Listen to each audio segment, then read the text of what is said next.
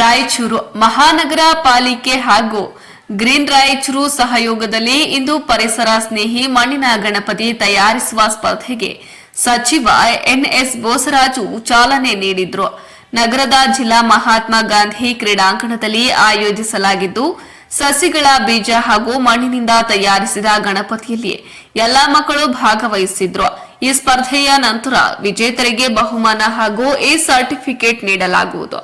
ಮಣ್ಣಿನಿಂದ ತಯಾರಿಸಿದ ಗಣಪತಿ ಮನೆಯಲ್ಲೇ ಪ್ರತಿಷ್ಠಾಪಿಸಿ ಬಳಿಕ ನೀರಿನಲ್ಲಿ ವಿಸರ್ಜನೆ ಮಾಡದೆ ಮನೆಯ ಬಳಿ ತಗ್ಗು ತೋಡಿ ಹಾಕಿದ್ರೆ ಮಣ್ಣು ಕರಗಿ ಬೀಜಗಳಿಂದ ಸಸಿಯಾಗಿ ಮರವಾಗಿಸಲು ಪೋಷಿಸಬೇಕು. ಈ ನಿಟ್ಟಿನಲ್ಲಿ ಪ್ರತಿ ವರ್ಷ ಸ್ಪರ್ಧೆ ಆಯೋಜಿಸಲಾಗುತ್ತದೆ ಎಂದು ಸಣ್ಣ ನೀರಾವರಿ ಸಚಿವ ಎನ್ಎಸ್ ಬೋಸರಾಜು ತಿಳಿಸಿದರು. ವರದಿ ಗಾರಲಂದಿನಿ ವೀರನಗೌಡ. ಕಾರ್ಪೊರೇಷನ್ ವತಿಯಿಂದ ಮಕ್ಕಳಿಗೆ ಒಂದು ಟ್ರೈನಿಂಗ್ ಕೊಡೋದ ಮುಖಾಂತರ ಈ ಗಣಪತಿನ ಮಣ್ಣಲ್ಲಿಂದ ತಯಾರು ಮಾಡಿ ಈ ಪ್ಲಾಸ್ಟಿಕ್ ಉಪಯೋಗ ಮಾಡದಂತೆ ಅವ್ರಿಗೆ ಮನವರಿಕೆ ಮಾಡಿಕೊಡ್ಬೇಕೆಂಬ ಉದ್ದೇಶಕ್ಕಾಗಿ ನಗರ ಕಾರ್ಪೊರೇಷನ್ ಮತ್ತು ನಮ್ಮ ಗ್ರೀನ್ ಸಿಟಿ ಅವರೆಲ್ಲ ಕೋಆರ್ಡಿನೇಷನ್ನಿಂದ ಈ ಕಾರ್ಯಕ್ರಮವನ್ನು ಹಮ್ಮಿಕೊಂಡಿದ್ದಾರೆ.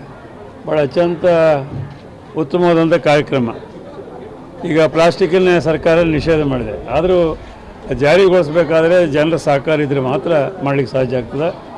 ಹಾಗಾಗಿ ಜನರಿಗೆ ಮನವರಿಕೆ ಮಾಡ್ತಕ್ಕಂಥದ್ದು, ಅವ್ರಿಗೆ ಅದ್ರ ಬಗ್ಗೆ ಅವೇರ್ನೆಸ್ ತರ್ತಕ್ಕಂಥ ಕಾರ್ಯಕ್ರಮಗಳು ನಡಿಬೇಕು. ಆ ದಿಶೆಯಲ್ಲಿ ನಮ್ಮ ಕಾರ್ಪೊರೇಷನ್ನ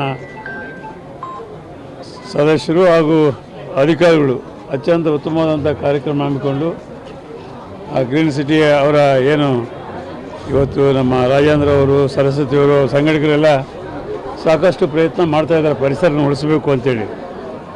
ಆ ಯೋಜನೆಯಲ್ಲಿ ಈ ಕಾರ್ಯಕ್ರಮ ಹಮ್ಮಿಕೊಂಡಿದ್ದಾರೆ. ಅನೇಕ ಮಕ್ಕಳು ಇವತ್ತು ಇದರಲ್ಲಿ ಭಾಗವಹಿಸಿ ಮಣ್ಣಿನಿಂದ ಅವರೇ ಗಣಪನ ತಯಾರು ಮಾಡಿ ಅವರೇ ಪೂಜಿಸಿ ಮಾಡುವಂಥ ಒಂದು ಕಾರ್ಯಕ್ರಮ ಇಲ್ಲಿ ಪ್ರಾರಂಭ ಮಾಡ್ತಾ ಇದ್ದಾರೆ.